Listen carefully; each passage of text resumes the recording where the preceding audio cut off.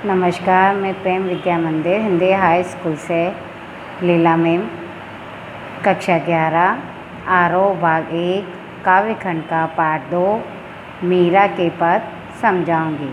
मीरा का जन्म सन 1498 कुड़की गांव मारवाड़ रियासत में हुआ।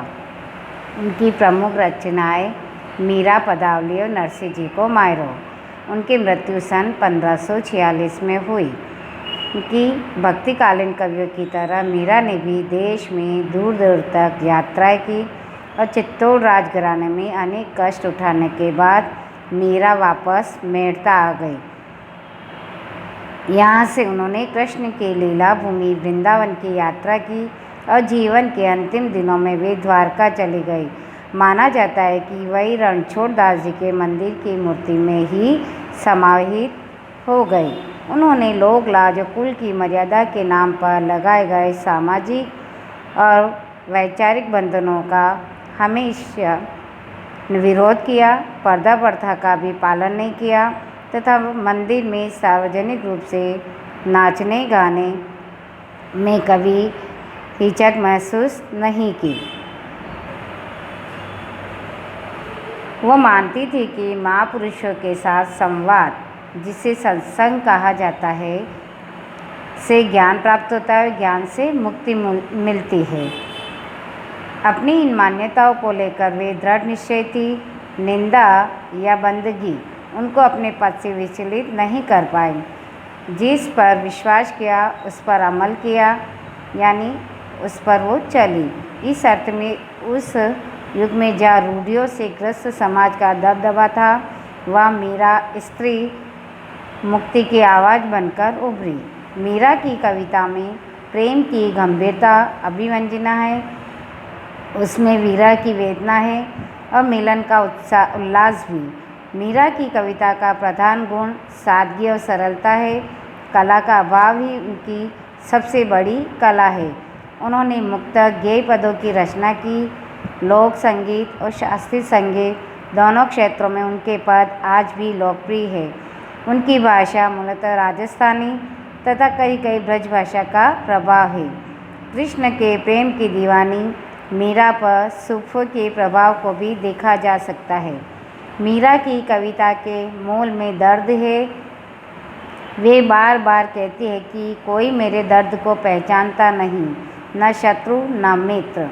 यहाँ प्रस्तुत पहले पद में मीरा ने कृष्ण से अपनी अनन्यता व्यक्त की है तथा व्यर्थ के कार्यों में व्यस्त लोगों के प्रति दुख प्रकट किया है।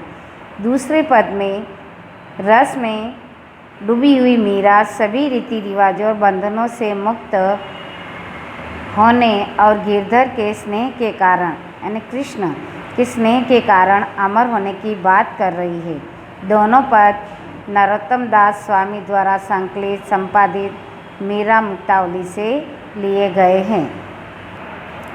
पहला पद हम पढ़ेंगे। मेरे तो गिरधर गोपाल दूसरा न कोई, जाके सिर मोर मुकुट मेरो पति सोई। चाड़ी दई कुल की कानी कहाँ करिए कोई, संतन डिंगू बैठी बैठी लोक लाज खोई। असवन जल सींची सींची प्रेम बेली होय, अब तो बेली फैली गई आनंद फल होय। दूध की मथनियाँ बड़े प्रेम से विलोई, दधी मथी कृत काढ़ी लियो डारी दही छोई।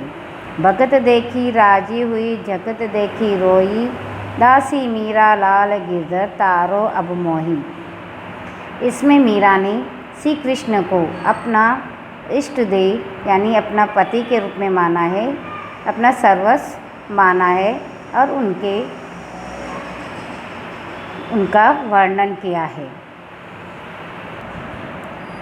मीरा कहती है कि मेरे तो गिरधर यानी गिरी को धारण करने वाले यानी श्री कृष्ण और गोपाल गायों को चराने वाले यानी कृष्ण के दोनों रूप का वर्णन किया है कि मेरे तो गिरधर गोपाल दूसरा न कोई, यानी मीरा कहती है कि मेरे तो कृष्ण के सिवा दूसरा कोई नहीं है। मैं कृष्ण को ही अपना सर्वस्व मानती हूँ। और उनके रूप का वर्णन करते हैं। जाके सिर मोर मुकुट मेरो पति होय, जिनके सिर पर मोर का मुकुट है, मोर के पंखों का जो मुकुट है वो बचपन से लगाते थे श्री कृष्ण। उनको ही मीरा ने अपना पति माना है। छाड़ी दई कुल की कहानी कहाँ करिए कोई, मैंने कुल की मर्यादा को छोड़ दिया है, कोई क्या कुछ भी कहे। संतन डिगू बैठी बैठी लोक लाज खोई, मैं संतों के साथ बैठी रहती हूँ और अपनी लोक लाज सब कुछ खो दी है। यानी मैं किसी की कोई परवाह नहीं करती, मैं संतों के साथ घूमती फिरती रहती हूँ, अपनी लोक लाज मैंने सब कुछ खो दिया है। असवन जल सींची सींची प्रेम बेली होय, असवन यानी ये प्रेम रूपी बेल यानी कृष्ण को पाने के लिए, कृष्ण रूपी प्रेम को पाने के लिए मैंने आंसुओं के जल से उसको सींचा है। अब वो बेल फैल गई है यानी आनंदित हो गई और आनंद फल देने वाली है, यानी आनंद फल दे रही है। और मैंने इस बेल को आंसुओं से ही सींचा है, बड़ी मुश्किल से इस बेल को मैंने बड़ी जतन से सींच के अब बड़ी हो गई है और अब ये आनंद फल दे रही है। दूध की मथनियाँ बड़े प्रेम से विलोई, मथनियाँ यानी जो दूध को मथ के, छाछ को, दही को मथ के उसमें से घी निकाला जाता है और छाछ को अलग किया जाता है, वो है मथनियाँ। दूध की मथनियाँ बड़े प्रेम से विलोई, दधी मथी कृत काढ़ी लियो डारी दही छोई। मीराबाई कहती है कि मैंने दूध की जो मथनियाँ थी वो बड़े मैंने प्रेम से विलोई है, उसको दही को मथा है, उसमें से घी निकाला है और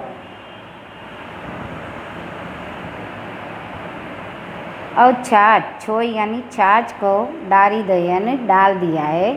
मैंने घी को यहाँ कृष्ण रूपी प्रेम को कहा है कि घी को एक उदाहरण दिया है कि घी रूपी यानी कृष्ण प्रेम को मैंने पा लिया है और जो अवगुण थे वो सारे मैंने छोड़ दिए हैं, यानी छाछ रूपी अवगुण सारे छोड़ दिए हैं। भगत देखी राजी हुई जगत देखी रोई। मीराबाई कहती हैं कि इन साधु जनों को देखकर तो मैं राज़ी होती हूँ, यानी सज्जन लोगों को देखकर तो मेरा मन खुश होता है, लेकिन जगत यानी संसार,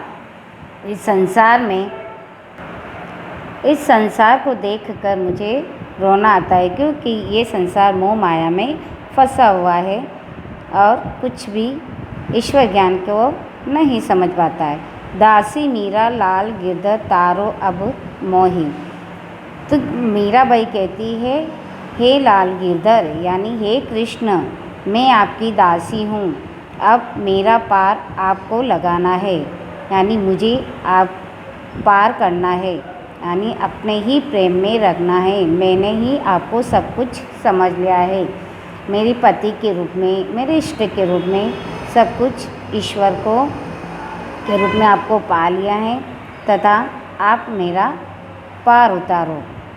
इस तरह पहले पद में कृष्ण की महिमा का गुणगान करते हैं और मीरा इष्ट के रूप में और पति के रूप में कृष्ण को ही संबोधित करती है। अब दूसरा पद हम समझेंगे। दूसरे पद में मीरा बावरी होकर नाचती रहती है, अपनी लोक मर्यादा, लोक लाज सब कुछ छोड़ के कृष्ण के प्रेम में रम जाती है। पग घुंघरू बांध मीरा नाची, मैं तो मेरे नारायण सु आप ही हो गई साची। लोग कहे मीरा भई बावरी, न्यात कहे कुलनासी, विष का प्याला राणा भेजा, पीवत मीरा हासी। मीरा के प्रभु गिरधर नागर, सहज मिले अविनाशी।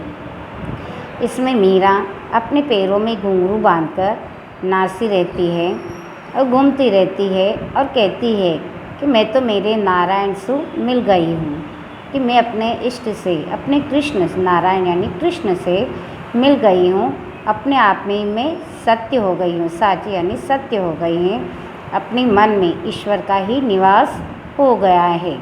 लोग कहे मीरा भई बावरी, न्यात कहे कुलनासी। लोग कहते रहते हैं कि मीरा तो पागल हो गई, बावरी यानी बावली या पागल हो गई है, कि वो जगह जगह मंदिरों में जाके नाचती घूमती रहती है और साधु संतों के साथ घूमती रहती है। न्यात कहे कुलनासी, और उनका न्यात यानी उनका समाज, उनका कुल कहता है कि ये तो कुल की नाशी है, अपने वंश को नाश करने वाली है। विष का प्याला राणा भेजा, पीवत मीरा हासी है। तो इस कुल का नाश करने वाले से बचने के लिए, अपने न्यास से बचने के लिए राणा ने यानी उनके देवर ने विष यानी जहर भेजा को कि मीरा को मारने के लिए राणा ने जहर भेजा कि मीरा मर जाएगी तो अपने कुल का नाश, जो बदनाम करे वो बदनाम नहीं होगा।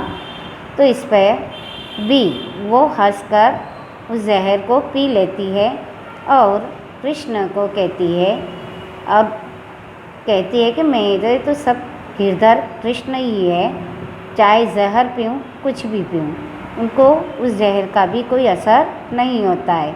मीरा के प्रभु गिरधर नागर सहज मिले अविनाशी। तो यहाँ गिरधर नागर यानी वही कृष्ण के बारे में कहा है कि मेरे तो और कोई नहीं है, मेरे प्रभु तो श्री कृष्ण हैं, वो स्वाभाविक रूप से मिल जाते हैं, वो अविनाशी है, वो कभी मिटने वाले नहीं हैं, उनका नाश नहीं होने वाला है, वो अमर है।